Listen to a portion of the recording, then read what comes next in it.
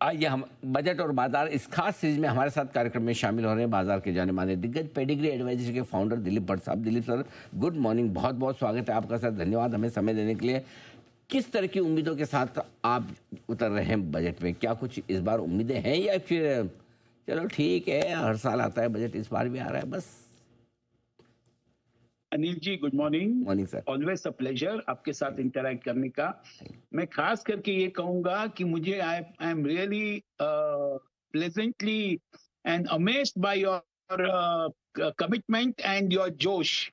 आपका जोश is very contagious and I am sure it is contagious across to everybody. Thank you sir, thank you so much, thank you. जहां तक budget का सवाल है, मुझे लगता है कि शायद ये जो दो ट्रांसफॉर्मेशन रिफॉर्म्स हमने देखे कि पिछले बजट में जो टैक्स कट हुआ, उसके बाद जो जीएसटी कट हुआ, और जिस तरह से थोड़ा बहुत नहीं, अच्छा सपोर्ट मिला इकोनॉमी को और एक मल्टीप्लायर इम्पैक्ट मिला, खास करके जो ऑटोमोबाइल सेक्टर के थ्रू होता है।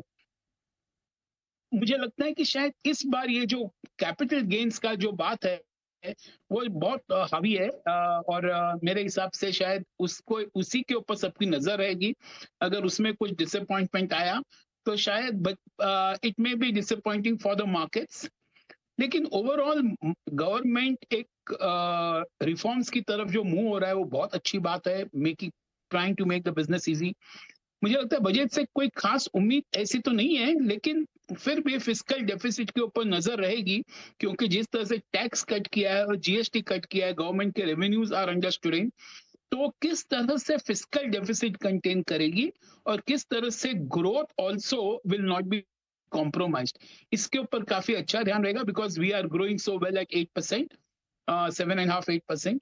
तो मुझे लगता है ध्यान उसी के ऊपर है, कैसे 7.5-8% गवर्नमेंट मेंटेन कर पाएगी थ्रू द बजट। एक आइडिया बहुत अच्छा आ जाएगा सब लोगों को, और क्या रुपये के तरफ क्या उनका विचार है और किस तरह से वो देखना चाहते हैं, वो भी एक बहुत उम्मीद से लोग एक्सपेक्ट कर रहे हैं कि उसमें क्या गवर्नमेंट के स्टेप्स हैं। तो मुझे these are some of the steps that I think budget के लिए वी ऑल आर एक्सपेक्टिंग। एक बात है, उम्मीदें वैसे कम है, बहुत ज़्यादा है नहीं। अगर कोई टैक्सेशन से रिलेटेड बड़ा आ जाए तो एक अलग बात है। कहाँ फोकस होगा बजट का? जो कुछ भी सरकार पेश करेगी, आपको क्या लगता है इकोनॉमी के किन सेक्टर्स पर, किन बातों पर बजट का फोकस रह सकता है? मुझे लगता है जिस तरह से जो ये ईयू ट्रेड डील साइन होने वाला है और जिस तरह से overall geo political scenario emerge हो रहे हैं, इट इज क्लियर कि डिफेंस सेक्टर को अच्छी तरह से सपोर्ट करेंगे, अच्छी तरह से उसको इंसेंटिवाइज रखेंगे, क्योंकि ये नॉट ओनली डोमेस्टिक रिक्वायरमेंट का मीट करेगा defence, but also now we will start looking for export opportunities. तो किस तरह से इसको और मजबूत किया जाए, कंसोलिडेट किया जाए, तो डिफेंस सेक्टर एक जरूर रहेगा। सेकेंड, मुझे लगता है कि इंफ्रा सेक्टर के ऊपर भी काफी अच्छा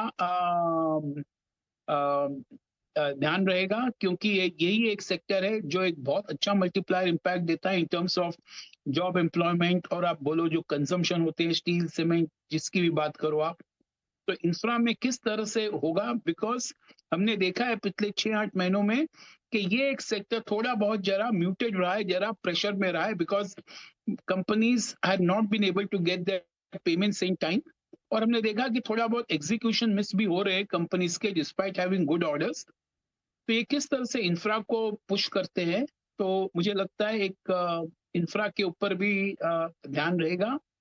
और ओवरऑल तो कंजम्पशन तो सबका ध्यान बैठा हुआ है, कंजम्पशन को कैसे रिवाइव किया जाए, whether it is the staple consumption और whether it is white goods, उसमें कैसे रिवाइव करेंगे। मुझे लगता है ये 3-4 इंडस्ट्री के ऊपर नजर जरूर रखना चाहिए।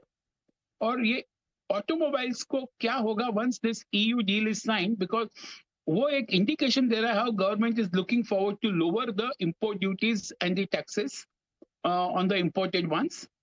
तो किस तरह से डोमेस्टिक को सपोर्ट किया जाए सो दैट उनके ऊपर निगेटिव इम्पैक्ट नहीं है,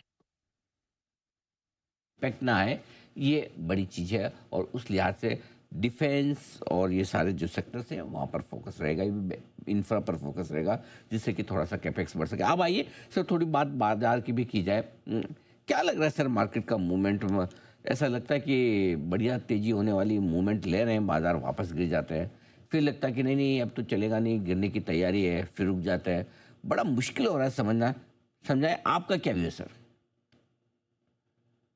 बिल्कुल मुझे लगता है सबकी यही दुविधा है अभी कि क्या करे with the uncertainty, the volatility. मेरे हिसाब से ये जल्दबाजी में नहीं चली जाएगी, और शायद हमको लगता है कि और 2-3 महीना शायद ये वोलेटिलिटी जारी रह सकती है। लेकिन अनिल जी, खास करके अनलेस एंड अंटिल एफआईआईज पहले तो बेचना बंद करे, और second whether they come back, ये एक बहुत इंपॉर्टेंट फैक्टर है अगर मार्केट को एक अनफेटर्ड बुलिश मूवमेंट देखना है तो। मुझे लगता है without their support it is very difficult. मैं और एक बात ये कहूंगा कि इट इज, लोग काफी कह रहे हैं कि ईयू ट्रेड डील होगा और US is not so important.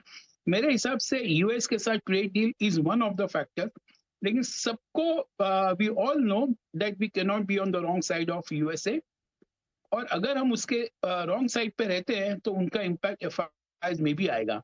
तो इसको how we play this FI card and how we play the US trade deal, तो मुझे लगता है शायद ये हिसाब से भी मार्केट एकदम will be keenly watching. But मेरा यही मानना है कि market in the coming few months will continue to be volatile. Maybe 2-3 महीने के बाद जाके काफी सारी क्लैरिटी आ जाए, लेकिन फिलहाल uncertainty domestically as well as on a global level will keep market in a very very narrow trading zone.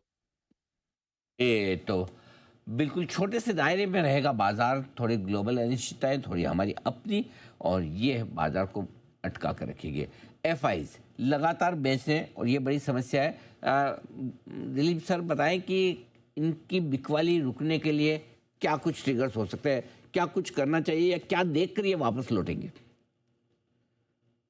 एक तो सब लोग कैपिटल गेन्स के ऊपर नजर बनाए हुए हैं कि किस तरह से whether we come back and become a little more friendly in terms of tax long term capital gain के हिसाब से। वो एक बहुत ही इंपॉर्टेंट मुद्दा रहेगा, और मेरा यही मानना है कि सेकंड, जो मैंने अभी थोड़ी देर पहले कहा, कि अगर इंडिया हैज टू, जो वॉट एवर इज रिक्वायर्ड, जो कुछ भी करना है उसको करे, लेकिन यूएस के साथ एक बहुत अच्छा डील करे, थोड़ा बहुत झुकना पड़े तो झुक जाए,